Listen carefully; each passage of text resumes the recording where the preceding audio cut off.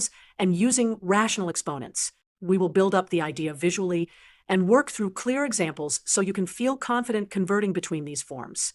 Radicals are another way to express multiplication loops. When we say the radical with index n of x, we are asking what number multiplied by itself n times gives x. In symbols, the nth root of x equals x to the 1 over n power. Think of it this way. A square root is asking for the number that when multiplied twice gives you the number under the radical. That is x to the 1/2 power. A cube root is x to the 1/3 power, and so on. That is the idea behind this formula. When you see a radical that also has a power inside, like the nth root of x to the m, we can move that m outside as a numerator. This gives us x to the m over n power. This is a powerful way to rewrite roots. Let's dive into our first example. We begin with the square root of x cubed.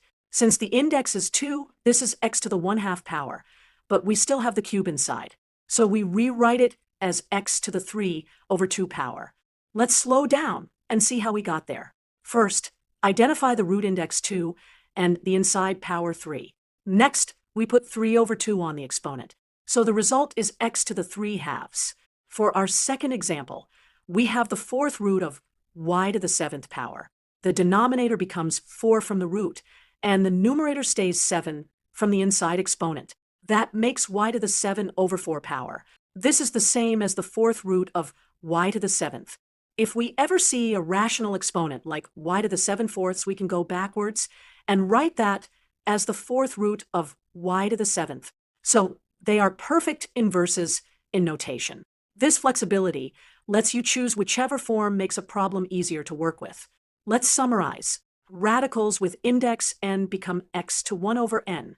When there is an exponent inside, move it to the numerator. You can switch back and forth between radicals and fractional exponents whenever it makes the math cleaner.